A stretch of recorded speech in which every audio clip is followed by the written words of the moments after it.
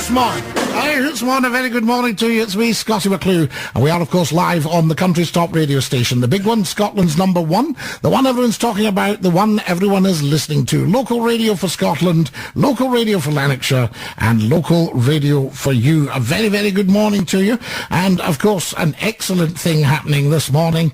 Yes, it's a Scottie McClue special, the McClue interview, and I have in the studio with me someone I can only really describe as a great man, a great Scot, and a great worldly wise gentleman. Now, he didn't know I was going to say any of this, of course, and there's no chance of swelling his head. I can tell you that right now. He's Scotland's top football agent and Europe's top football agent. I would say actually the world's top football agent, but you don't hear that from him. This is the interesting thing. I had to do my research and find that out. And of course, he's represented hundreds and hundreds of our top football players over the years.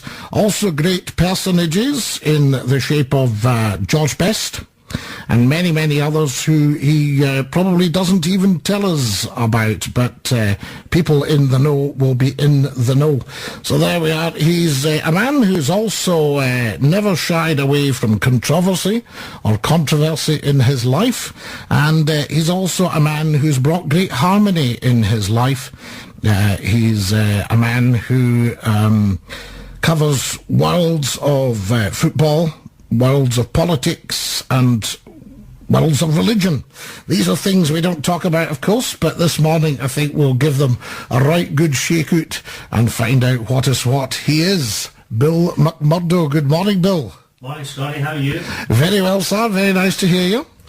That's better. Can you hear yourself now? I can indeed, yes. And I can hear you as well, so that's great. You see, they've told me not to touch any of the switches, by the way. You know. I can understand why. We've got millions of pounds worth of the latest digital equipment, and they put an old fool in charge of it, you know, so there we are. Excellent stuff. Now, Bill, can we go back to the start, how this great journey began? Because you're a lad of parts, as Rabbi Burns would say. You're a man of many parts. You're a man of great charm, and you're known in so many different circles throughout the world of football, the world of politics, the world of religion. So, you know, there's just so much to get through and so little time to do it in. So can we go back to where it started? You're a Scotsman. Yes. And are you from the west of Scotland? Or? I'm actually from Edinburgh, and I would profess to be British rather than Scottish. Right. I'm British first and Scottish second. Very, very proud to be a Scot. Even more proud to be British. Yep. So I mean, well, we're getting into the politics right away there, Bill, but you know, I thought that was apolitical, but that was absolutely apolitical. But I think at the moment it is political in that it's a very, very hot topic. This whole Scottish-British thing. Yes. Let's start there then, since you've opened the bowling there with that one. At the moment, what do you think of all this that's happening with independence in Scotland? Are you a nationalist, or you're obviously a unionist, I would have said, really? No, I'm a unionist, 100% unionist, always have been. It frightens me to think that we could even consider independence. Obviously, I would go along with the majority, but I hope that if it comes, it's years and years down the road, because I don't think we're ready for it yet. Right. I think the very fact that the banks collapsed in the last couple of weeks would indicate that we're far from ready for Scottish. These are very old banking institutions, aren't they? Go back 400 years, 500 years, things like that, and bang, yes, all gone. Gone. I wonder, though, just to what extent all this is. I mean, I can't believe that the world goes wrong in 24 hours. No, I agree with you. This has been coming for some time, and I'm also quite interested in the way that the present left-wing socialist government in this country have tried to shy clear of it and said, oh, this has just happened, it's come down upon our heads. It's not as if we've been planning it for years and years. And I mean, I've actually watched Gordon Brown over the last 11 years draw up this. I mean, we could have told him this was coming. Well, what about his famous cry, no more boom or bust times? We're on level footing, and it's never been worse. I mean, the last 60 years, absolutely atrocious. You have to blame Gordon Brown, he was the Chancellor, as you know. You have to blame Tony Blair, you have to blame Alistair Darling, and the whole Labour left is just terrible. Do you think people would think more of these people if they actually stood up and said, well, look, we've tried our best to redistribute wealth, Yes. And we have brought the capitalist system to its knees. We're not too ashamed of that because we're socialists. We wanted to see if we could wreck the shop, and we think we may have done this. Would we think more of them if they stood up and said that rather than said, "Oh, I think America's to blame for this"? Well, I think they should be honest, but they've never been honest all during the last 10, 11 years. I mean, Tony Blair told stories, lies about Iraq. His missus told stories to Parliament and different people. And the whole thing revolves around the fact that they've been telling lies from day one. Mm-hmm. And it's now having serious effects on the economy and serious effects on the British way of life. I accept it's a global problem. There is a global problem. But I think that we more than did our part to cause the problem. To cause the problem. Yeah. Well, as my granny would say, you can beware of a thief but not a liar. That's it. You know, and I think I was hearing the other day that Cherie Blair was saying that she reckoned that Tony was up there with Churchill. Absolute disgrace. What a thing to say. I mean, you're talking about night and day here. Chalk and cheese. There's absolutely no way that he could ever be compared with Churchill. I mean, it was interesting when they said how history will judge us. Yes. But I don't think history will remember them. Well, hope not. From that point of view, so there we are. But that's what's happening. That's apolitical what we're saying here. I mean, I have to stress that. Totally. Off the wall. These are the facts of life. Yes.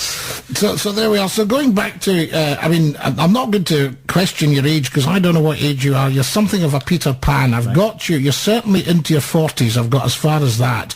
But when I go back to the early days, you were, of course, very famous in London in the 60s. Yes. And were to a certain extent the sixth Beatle. Well, really, you know. Very, very kind of you to say so. I mean, so I've got you now. So you must have just been in your early teens at the time. But I was a laddie, as you say. I was just a laddie. You're a laddie. Now you've met absolutely everybody that one could hope to meet in show business. All the big names. We'll not drop all the big names, but you've met them all the top singers, all the top performers, interviewers, journalists, and of course you were George Best's agent. Yes. For a long time. 14 years. 14 years with George. Yes. Now, George was obviously a remarkable character. He was a tremendous guy. He was a great footballer, but remembered rightly so for his footballing talent, but what a great person he was. He was just great fun. I travelled all over the world with him on numerous occasions, and it was just an experience, a tremendous experience. People say to me, well, you know, he had problems with drinking, yes, and I had a lot of problems with him, but for every bad time I had with him, I had 1,000 good times, so I can't complain. Yes, I would imagine if somebody is drinking heavily, yes, in any situation, then if you're close and you're managing them, yes, you've also got to manage that particular situation. Well, that's it. I mean, I was aware of it when I took him on board. He never tried to disguise the fact that he had problems with drink, and over the years we had great periods. At times he went 6 months without a drink, and then he went on the bevy for 6 months at a time. But no, great, absolutely great times. Very, very sad what happened to him. But he always said to me that if he lived till he was 40, he would be doing well. And of course, he lived till he was 60. There you are. He was a charming man. Absolute charmer. Everyone that met him had a good word to say about him, and I think that's the mark of a good man. Do you think that I mean the drinking, the addictive personality was more of a genetic inheritance or something rather than George himself? It wasn't the football that put him under that kind of pressure, really? I think there was a bit of pressure there from the football, and the fact that he was actually regarded as the fifth Beatle. I mean, he was the first commercial footballer, if you like, and he transcended everything, show business, movies, the whole bit. He always maintained his mum was an alcoholic. I think she died when she was about 46, and he used to say that he was of the opinion that it was part genetic. He thought that. But he did, on numerous occasions, trying to fight it. I mean, I used to go to Norway with him 2 and 3 times a year, and he used to get antabuse tablets implanted in his stomach. And they would work for maybe 2 or 3 months, and then if he decided that he wanted to drink again, he would just take them out. He was also, he was, and I say this as a red-blooded male, he was a stunning-looking man, a bit like yourself. he's a stunning looking man, and the women used to fall at his feet. I mean, my mother was a very proper lady, but she thought maybe he was a little bit scruffy with his hair and his beard at the time for 60s Britain. Yes. And people used to say, a scruffy character, that best, and all the rest of it. But he was an outstanding sportsman and a stunning looking guy. I mean, the girls used to fall at his feet. Oh, George Best. And which teenage lassie did not have a picture of George Best in her bedroom? Well, unbelievable. I mean, he tells a story that he went out with 3 Miss Worlds and never turned up for 3. But he was, in my opinion, he was one of the best Kent faces in Britain, if not Europe. Everywhere he travelled with him, all the Japanese used to pile off the planes and all the rest of it in Dubai and places like that and take photographs of him instantly, just recognise them straight away. To what extent, Bill, was he going along with the Beatles, on the Beatles train just at that time? Because Britain had come through the war, there was austerity living and everything, and then along came these 4 bright young men who sang a totally different type of music. Aye. And then along came George, who played a totally different kind of football. Aye. He was very much his own man. I don't think he was influenced by the Beatles at all, but I'll tell you a lovely story. Him and I arrived in Hong Kong one night. We just arrived and the phones never stopped ringing. So I'm blocking all the calls, as you can imagine. I get this call, this guy says, George, please. I said, can I say who's calling? He went, just get me him on the phone, will you? I said, well, not until you tell me who you are. He said, it's Richard Starkey. So I said, George, there's a guy, Richard Starkey, says he knows you. He says, Bill, that's Ringo Starr. Oh, wow. Yeah, and they just arrived. They just come into Hong Kong from Australia. And him and his wife took George and I out to dinner that night. So that was my introduction to one of the Beatles. To one of the Beatles, yeah. And you've met everybody, really? Mostly, Yeah. Mainly, I would say through George and through the association with George, because everybody loved them. Film stars, TV stars, Michael Parkinson, Billy Connolly, all these guys just loved them, loved to be seen in his company. Now, you're my agent. I declare an interest here, and you and I have spent many wonderful years as well in the company of the great and the good. Yes. And you've introduced me to that high-flying world. Yes. And what struck me is that there's very, very little blowharding in that world. Yes, that's true. Everybody sits down and maybe have a wee chat about how the missus is, and I think what the only concern that the big stars have is that they're secure in your company. Yes. What they say stays within that circle. There's got to be a certain element of trust in the first place, because too many times they get exposed to people who tell them stories and things like that. So, yeah, you have to win their trust in the first instance. But once you've done that, it's great. But all the people I've met, from whatever background, successful people, to me, they've always been very humble in themselves. So you couldn't meet a more humble guy than George Best.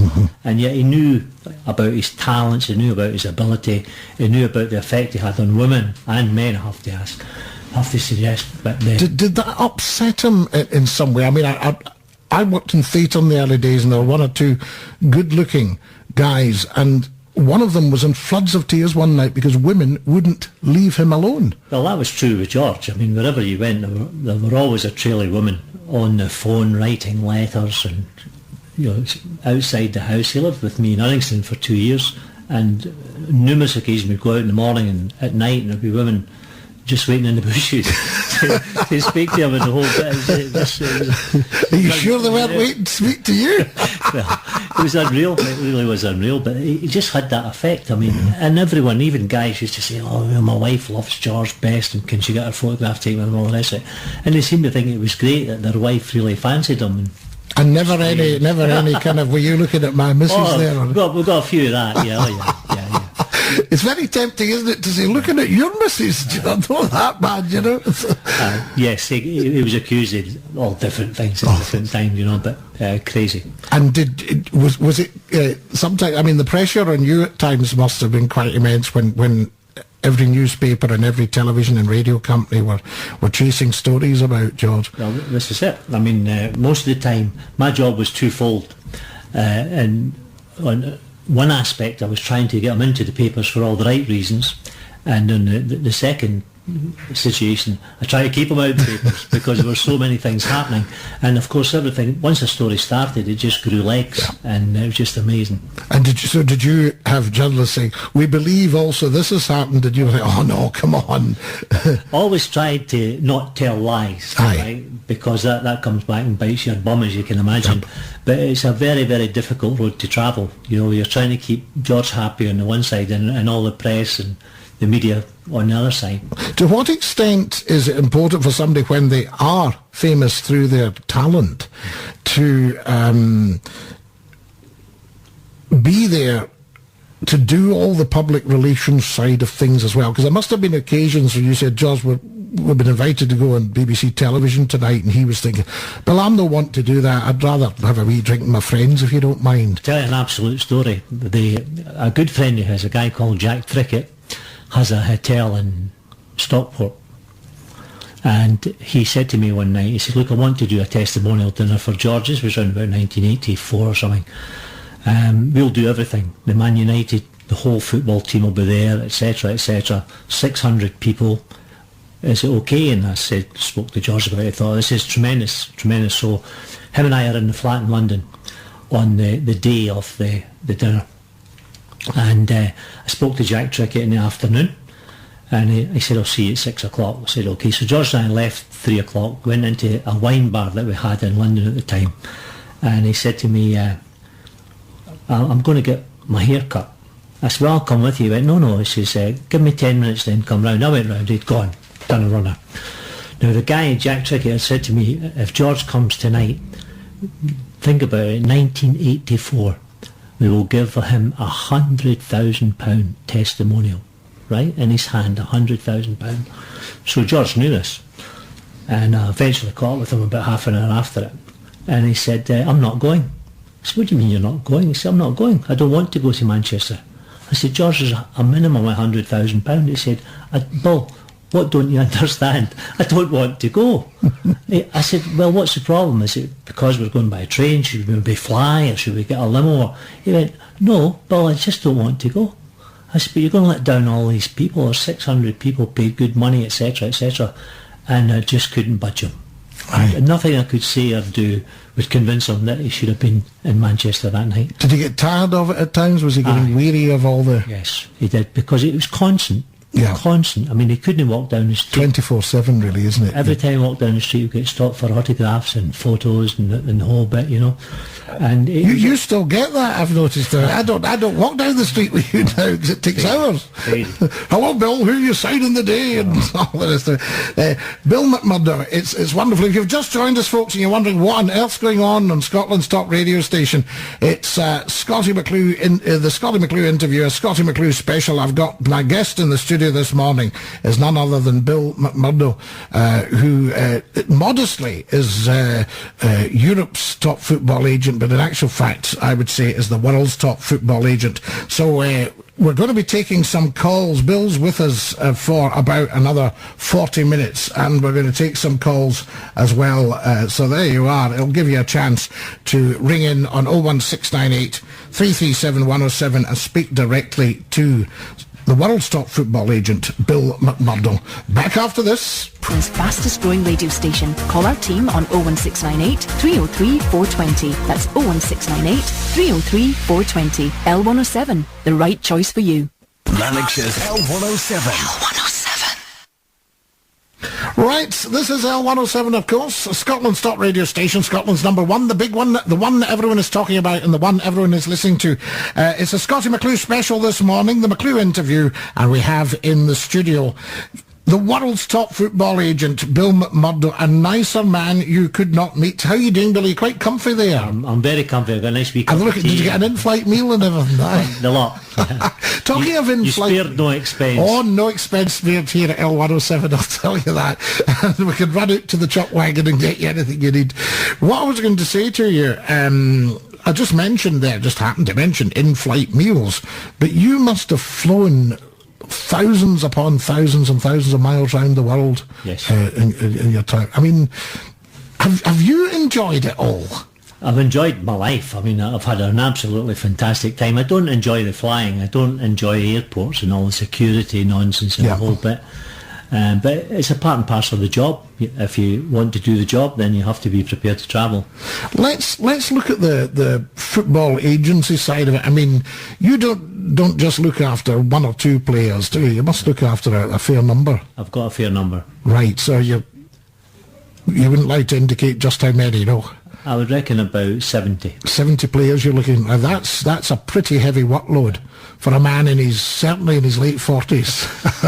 the Peter Pan here. 45 plus VAT. 45 plus a bit of VAT there. Fantastic. I mean, that's quite a workload. You've no interest in slowing down with your workload, obviously. Not at the moment.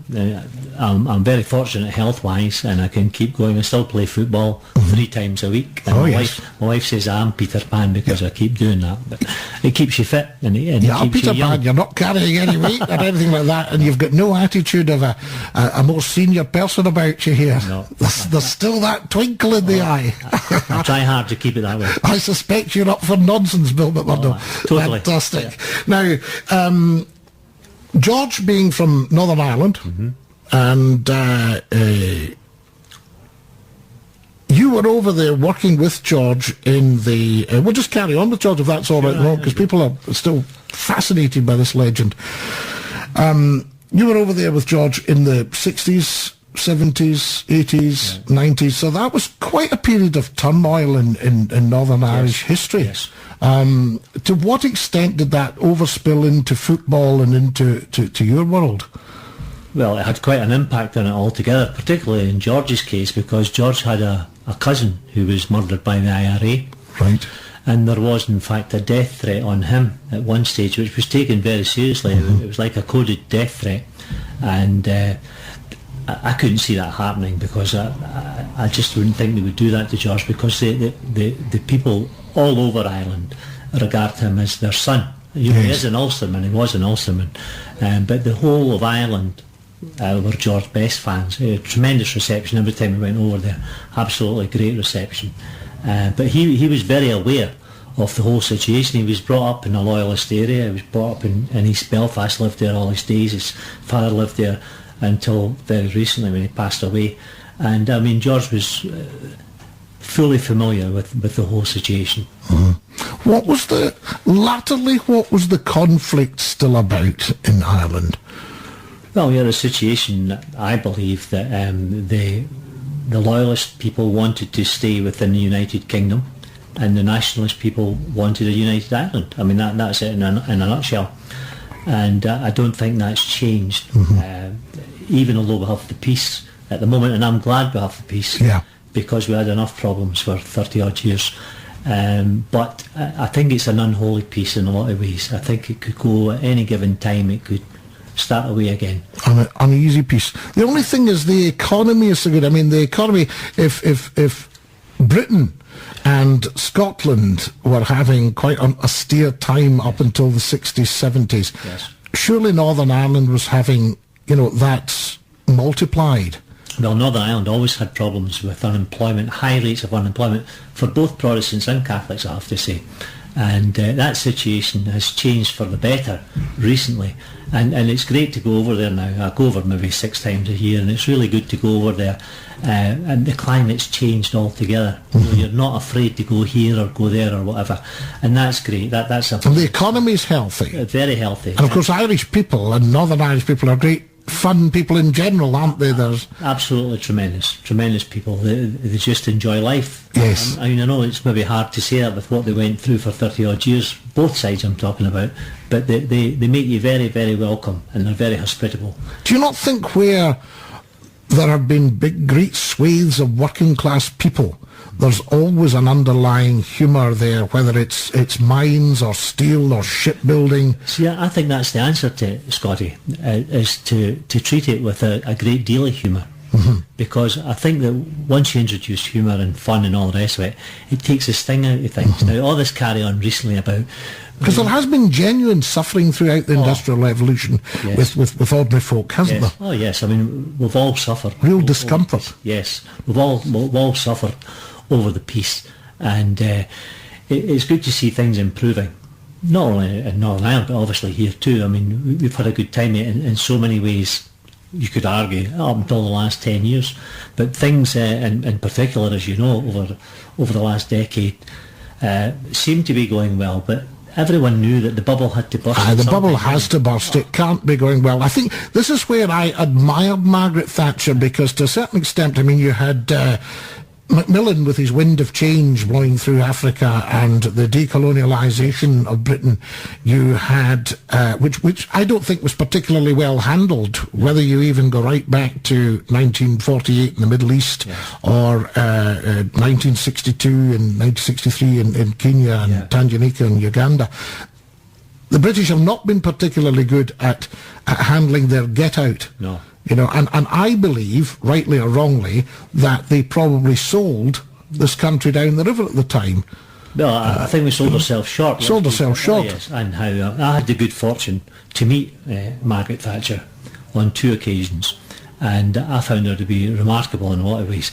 She made a massive mistake with this poll tax, the way that it was presented in the whole bit, and she's going to have to live with that for all her life. So much of it is presentation, though, isn't it? And how, I mean, she mishandled that. That was a bad PR call. It was bad publicity. She's never ever got over that. But she was a tremendous person to do business with. I did a thing with her in 1982, and she financed a trip to America then, and it was tremendous. And we had all the British consulate all over America at our disposal, and just she couldn't have done enough for us, and that was good. I think she should have got you to handle the aftermath of the poll tax. Well, that's the problem, isn't it? It's the Tommy Sheridan. it's the tidying up afterwards, isn't it? Yeah. But you had Wilson with his white heat of technology, but none of them grasped the nettle and said, look, we're going to have to cut down the shipyards, we're going to have to cut down the mines, we're going to have to cut down the steelworks. We can't go on subsidising. Well, that's it. I mean, the peculiar thing recently, that Tony Blair came out in favour of Margaret Thatcher, didn't he? In the last 2 or 3 weeks. Well, I heard that she was instrumental in his appointment because she'd said Tony was a patriot. Aye. You know? I don't know if he is. I think Gordon Brown is a patriot. Mm-hmm. You know, I think if he's got many faults, the very fact that he's got this Britishness and he wants to do everything and promote Britain. Yes. I could certainly support him on that one, you know. To what extent? I mean, I find it very interesting that, sorry to draw you in politics here, Bill, but I find it very interesting that Alex Salmond shouted from the rooftops about independence. Yes. And now that you're, I mean, 2 things. One, I feel that if you had independence, then that you don't need a nationalist party. Yes. So you could kiss them goodbye. Yes. But you've got Alex Salmond there now. The fact that we've got our separate parliaments, I mean, obviously you never want to separate the crowns. Again, that would be a piece of nonsense. But he's gone very, very quiet on independence and gone very quiet about the oil and everything. So is that a case of we've already arrived, or is it a case of I don't think this will really work, we have to call canny now? Well, I think be careful what you wish for. That's it. He beat the drum to start with, didn't he? Now he realised that it's just not going to happen. I don't think it will happen. A strange one, I think it was one day I was with you that I met Alex Salmond in Glasgow at a dinner, and he said to me that he would be very keen to have me as his PR man. Now, I don't know. A wise man, he's got up in my estimation. I don't know if he was kidding or not, but I said to him, well, how could I possibly? I mean, I've been a unionist all my days. How could I possibly? This was before he was the First Minister. He was a big jambo, you know, he's a big football man and the whole bit. But he was quite keen. He obviously realised that I've been out and about for the last couple of years, and seemed to think I could maybe do a job for him. Well, I think you could do an excellent job for any of them. It's really how you want to spend your time, Bill. That's what I think is important now. I mean, there's lots of important work to be done out there politically, because politics at the moment are not held in high regard by the young people of this country. Well, you know, the situation was about 1985, I believe, 1984. I actually defected from the Tory party and caused a few problems for Margaret Thatcher, as it so happened at that particular time. We started a Unionist party here, Scottish Unionist Party, and it had a tremendous impact because we decided that we were going to target all the Tory seats whereby they didn't have large boundaries, you didn't have large, what's the word I'm looking for? Areas, large constituencies. they didn't have large majorities. That's what. A large reach, yeah, a large majority. So yeah. we went for all those, and I heard on good authority afterwards that that's when the Conservative Party here got annihilated, and a lot of people within the party, within the Tory party, said it was down to us actually, defecting and making a noise and doing the whole bit. Tremendous coverage we got in the space of about a year, 18 months, and it brought them to heel in a lot of ways. We certainly lost out in Scotland after that. It's quite difficult because, I was brought up, Scotland had a very strong Conservative and Unionist party. Alec Douglas-Home was the Prime Minister at the time. Coldstream. And Michael Noble, Secretary of State for Scotland. Willie Ross was the Labour Secretary of State. George Younger, at the age of 34, a Conservative. So the Conservatives were very, very strong, very powerful. James Gould, latterly, and Lord Gould, and they were very powerful in Scotland at the time. And Edward Heath used to come up regularly as Prime Minister. He was very pro-Scot, I would have said. I think one of the problems as to why they lost their effect up here was that they did away. They were, in fact, as you said, the Scottish Conservative and Unionist Party, and someone in their wisdom decided to drop the Unionist bit. And accordingly they lost a lot of support, I believe, because of that. Would it strengthen their case now if they came back with it? I would think so. I think the country is ready for a change. I'm not sure that David Cameron's a man to lead the Tory party, but if you then say, well, if it's not him, who do you get? And there's not a lot of choices, really. Well, I don't know. You laugh at me for this, but I'm a bit of a fan of Boris Johnson's. I love him. I absolutely love him. I could do business with Boris Johnson. Well, I'll tell you how much I like Boris Johnson. I have a flat in London, as you know, and I was tempted to make that my main dwelling so I could vote for him as the mayor. Well, you call it a flat, but it's more like the top row of a street, really, isn't it? No, I think Boris is just tremendous. I think he's so full of fun and the whole bit. Yeah, I just love him. And I think that should be the approach to politics. We need some fun. What's concerning me, you've got your British Conservative and Unionist party, effectively. Let's just call it that for now. How does this tie in with Europe? Because I'm actually a little bit wary of the bureaucracy of Europe. I'm not convinced it's healthy for Britain. I think it's the worst thing that's happened to Britain. I think that we should be out of Europe tomorrow. I don't think we should ever go with the euro at all. Because it's creeping up, isn't it? It's going to be £1 per euro soon, isn't it? Absolutely shocking. But we shouldn't be in Europe. We're going to give up our sovereignty and the whole bit. And it's just eating away at us on a daily basis. And the sooner that the people in Britain... how can Tony Blair say he's going to give us a referendum on Europe and then decide against it? Then you get Ireland with the referendum and they decide against it, and then they decide that the Irish people should maybe have to do it again and make sure that they vote for it. Do you think this has all been decided at European level, really, and they've got a disrespect for the local side of things, for Westminster and for Holyrood? We would lose everything that's dear to us. We would lose it because of the European Union, and we just shouldn't be in it. They're coming in here with the truckloads, and we can't stop them. All the immigrants coming in from all the European countries, taking up the jobs, the whole bit. Do you trust the idea that this is stopping, though, that they're beginning to panic now, that this is going to cause massive problems within our country? It's already caused the problem. What they're doing now, trying to stop it or at least reduce it, it's not going to have any effect at all because they're all here. And these are economic migrants, though, aren't they? They're not asylum seekers or refugees or anything. This is economic migrancy.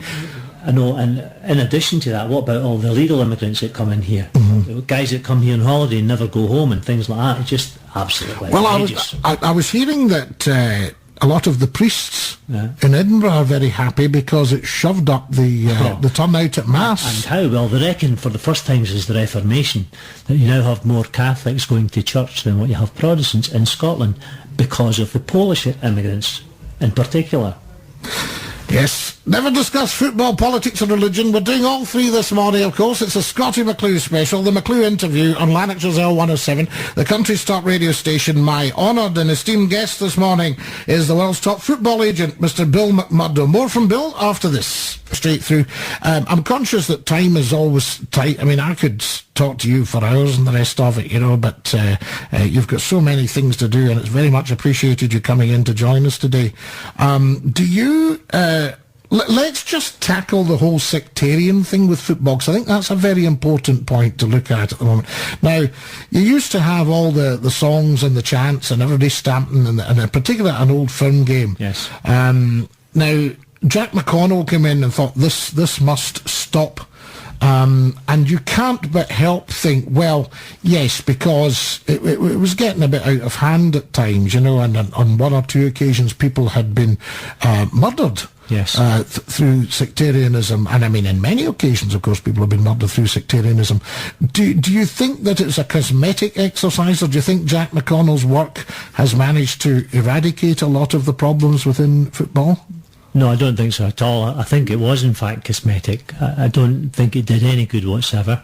You have a situation that you have bigotry and sectarianism in Scotland, and in my opinion, it's been reduced over the years. And I think that can only be a good thing. But you're always going to have it to a certain degree because of the way the system is here, because of the structure. Everyone says that you have problems with segregated schools. I really believe that. I genuinely believe that all kids should go to the same school.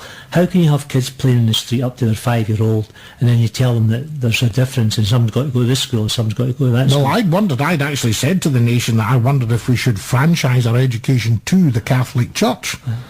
Because the sort of standard of discipline and what have you, but not actually have the religious side of it pushed. Yes, well, a lot of people suggest that we shouldn't have any religion at all in schools. I don't know if that's a good thing or a bad thing. I don't think so. I mean, the power superior to mankind is God. Let's have it straight. Whatever you want to call that power, I would say God is the name, even if you were looking at good, orderly discipline. Yes. And I think children need to realise that they are not the superior power in the world. Well, that's it. I think that it's essential, it's imperative that we do have religious education and religious instruction in schools, whether it's Catholic or Protestant or whatever.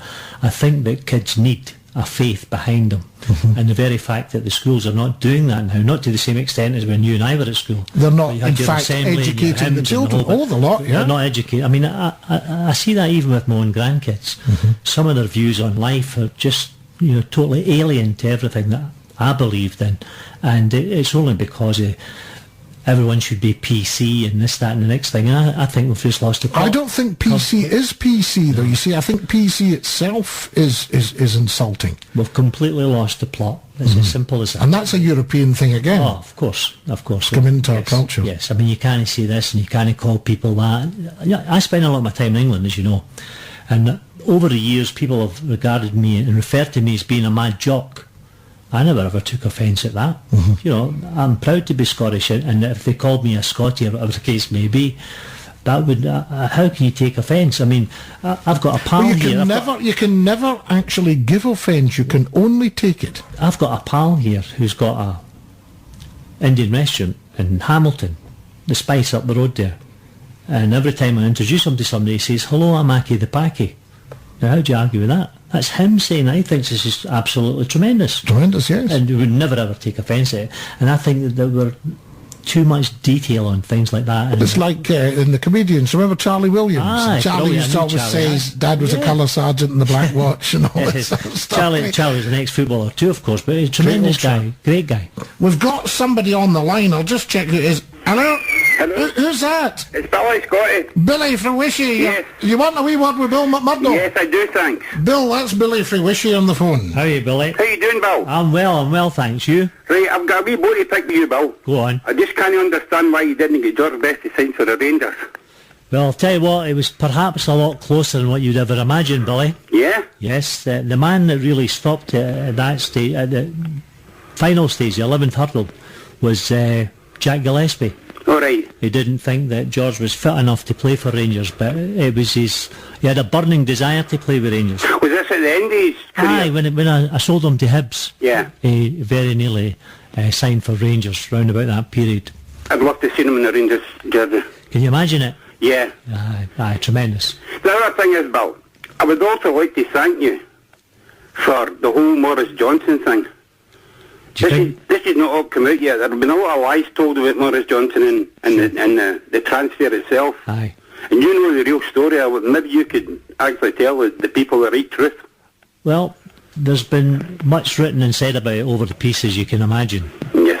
At the time when it became known, we went public on it, I said to a specific reporter, I said, look, I don't have any problems because Morris will give any club that he plays for 100%. Of course, it was then said that I had said that the only club that he ever wanted to play for was Rangers, and that just wasn't the case. But I thought Morris was, all the guys I looked after, he was probably one of the most complete footballers and prolific goal scorers I ever worked with, and a lovely wee guy. And after all these years, it's, 19 years now since he signed for Rangers. After all these years, I've not had one regret, and I have to say that most of the Rangers support that I come into contact with all the time, they seem to think it was, looking back, that it was a tremendous breakthrough for the club. Yes. What I would like to say is you changed history there, Bill, actually. Yes. That was history changing. It wasn't just a football player signing for Rangers. No, that's it. I mean, we changed the whole way of life. We never ever got the credit for what we did at the time because a lot of people thought it was done for the wrong reasons. Yes. Everyone thought it was done to sort of stick it up Celtic, if you like. Yeah. That wasn't the case. I mean, Graham Souness bought Maurice Johnson because he believed he was a world-class striker, and he proved to be the case. Could you tell me, you know Graham Souness pretty well. Aye. In fact, you know him as well as anybody. Do you think that Graham Souness is really a top-class manager? Yes, I do. And I honestly believe that Graham Souness should have had the Scotland job when George Burley got it. Yeah, well, that's what I was going to come on. That's what I was going to say. I think they gave the wrong man the job there. There's absolutely no doubt in my mind. Graham Souness is a far, far better manager, a far better coach than George Burley. I just think it was a bad, poor thing. The excuse was that Graham didn't want to come up to Scotland. That's rubbish, by the way. I don't believe that to be the case. I genuinely don't know, but I don't believe that to be the case. He's very, very passionate about his football, Graham. And I mean, he went to Turkey, didn't he? He went to Galatasaray and the whole bit. And obviously, if he'd got the job, I'm sure if it was a condition that he lived up here, then I'm sure he would have done that. See the way people's travelling now anyway, but that sounds rubbish anyway, because you get playing any time of the day, you know what I mean? You're an hour away from London, half an hour, 45 minutes away from Manchester, an hour from Birmingham. Do you think this is an SFA thing then? Yes, I do. I think, it's only my opinion, but I think that the SFA were afraid to give Graham the job because Graham's very much his own man and does his own thing, and I don't think they could handle him. Yeah, that's what I was going to say. But just before I go, Bill, what do you think of this whole thing about James McCarthy thing? Well, this young boy. I looked after him, you know that, don't you? Yeah, but I think this is a disgrace. This guy's getting slaughtered on the network, no, papers, radio stations, phone-ins, they're slaughtering this poor guy. I spoke to him before he decided to play for the Republic of Ireland, and it was a decision that he wanted to do. And I must admit, I backed him 100% because there was no interest from Scotland whatsoever. We spoke to various people at the time and told them about the sort of breakthrough that he was having, and nobody took it upon us. The very fact that his grandfather and that came from Donegal and the whole bit had a big influence on the boy, and I think people should leave him alone. He's made his decision, and I think we should all be thankful that he made a decision so young in life, and just applaud him for what he's done. Yeah, why I bring this up, because you know, as you know yourself, Rangers are playing Hamilton this weekend. Yes. And I don't want to see any problems here with this lad, you know what I mean? Well, I've got to tell you one thing. Rangers tried to sign him about a year back. Oh. Yes, they tried to sign him. It didn't happen, as Celtic did at the same time. Both Celtic and Rangers were interested, and the boy chose at that stage to stay with Hamilton for another year, a couple of years. But can you imagine a young boy, 16, 17-year-old, signing for Rangers, playing for the Republic of Ireland, which he chose to play for them rather than Scotland? Well, you have broke new ground with Maurice Johnson. Maybe you could do the same thing with James McCarthy then. I know, it's amazing, isn't it? There you go, Billy. That's you. Had your time. Thanks, Thank you. Billy. Thank you. Thanks, Bill. All the best. Cheers now. Bye. Dinky-doo. There we go. Excellent stuff. Now, I've got Bill McMurdo in the studio with me only for another couple of minutes. You're live on Scottish Phone In. Who's that? Hi Scottie, Baboon Bum here. Baboon Bum, how you doing? Would you like to speak to Scottie. Bill McMurdo? I sure would, yes. Good, press on. Hello Bill, how you doing? I'm well, thanks. And you? Fine. Good. Bill, how do you see the way Paul Gascoigne's going just now in comparison to George Best? I think they're very, very, very similar, to be honest. I mean, I've known Paul since he was 16-year-old, and he's always had problems. A lot of people would say psychiatric problems. He does have massive problems with drink and things like that, and I think there are so many similarities between him and George that it upsets me to see him. Is it the addictive nature that takes over, do you think? Yes, it's totally addictive. Everything that he does is of an addictive nature, and he's just lost the place completely, which is unfortunate because he's a nice guy. He's like George, very, very modest guy, lovely guy to socialise with and to know, but he's in a bad state. I've met him quite a few times. He comes across that way. Aye, Yeah, lovely. he used to live in a wee village called Kilbarkin. Yeah, of course, aye. I used to go, and when he was at Loch Lomond, you know, at the Cameron House, I used to go up there most weekends when he was there. That's right. Lovely guy, but he's hit the slippery slope, there's no doubt about that. Big time. Aye. Lovely to hear you, Baboon Bum. Thanks, Scotty. Thanks very much, bud. Right, time is very, very tight. We'll see if we can get in as many calls as possible. Hello, you're through to Scotty's phone in. Who's that? A dinky-doo. A dinky-doo. Now, there's Brendan in the County Derry. Yes. Would you like to speak to Bill McMurdo? I'll have a wee word with him. There you are, Bill. This is Brendan from Londonderry. How are you, Brendan? Hello, Bill. How are you? You well? Yeah, fine, thanks. That's good. Now, it's interesting you mentioned Ireland there. I'd be on the opposite side of the fence to you. I'd be an Irish nationalist. Right, okay. And I don't agree whenever you say it could start at any time. I don't think it will. You know, I think it's got beyond that now with the decommissioning and one thing and another. I think it's got beyond that now. I don't think it'll ever be as bad again as it was. I know there's a few dissidents out there, but I don't think it'll ever be as bad as what it was. God forbid, I don't think it will be. I agree with you. I just think that it could resurrect at any time, but like you, I'm hoping it doesn't, because Northern Ireland is a tremendous place from both sides. I've had some great times over there, you know.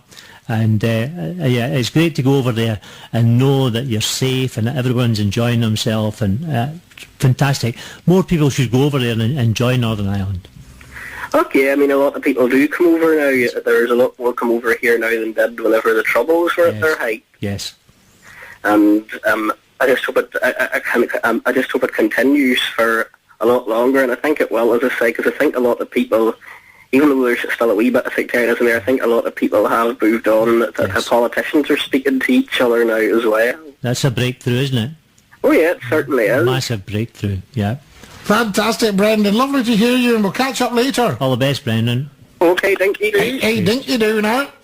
Okay. Okay, bye-bye. There we go. That's Brendan from the County Derry, of course. And I've got Bill McMurdo in the studio with you now. Your calls are quite overwhelming. We could probably keep them all day, but I can't take any more calls because we're on a strict embargo. 11 o'clock, and then that is it, because Bill has to press on. Bill, you're welcome in any clubs regardless of race, creed or colour, you know. I mean, you know, it's well, I know that you can walk into any boardroom of any club and be given one of the warmest welcomes under the sun, and that's not at your stage in the game just a commercial thing or anything like that. I mean, obviously people have got commercial interests, but Bill McMurdo himself is welcome in any of the... You yourself are not really a sectarian man. You're a harmonious man. You've brought divides closer over the piece. Yes, I don't think I'm sectarian. I have very, very strong views on my religion and my politics, but I'm not sectarian, I don't think, and I'm certainly not bigoted. I don't think I am. You're not. I don't think you're bigoted at all. Can you see the day when Celtic and Rangers will stand together, the supporters will stand together at Old Firm games? I don't think it's going to be in my lifetime. Really? No, I don't. But the very fact that they're now singing at each other as opposed to fighting with each other and throwing things at each other, I think that's a step in the right direction. It's never really bothered me about the singing from either side. I mean, singing, isn't it? It's not. And I mean, words are words, you know, sticks and stones. I mean, I don't understand why people got upset about that. Yes. You know what I mean? It's... Do you think it's something? Do you think maybe the politicians are trying to ride on a bandwagon rather than actually sort out genuine sectarianism? Well, I think there's a lot to that. I think that a lot of them tie their coat to that tail, you know, say yes, we want to be seen to be doing this or doing that or doing the next thing. But at the same time, they're really doing nothing. There's nothing, all this nil by mouth and all that. But you're only going to drive it underground, so people are muttering in street corners, aren't they? Really? Yes. I just think that the more that Protestants and Catholics come together socially, the less upset you're going to have. Because once you get to know people, it doesn't matter whether white, People black, are people, aren't they? People are people. And that's why I keep going back to the school thing.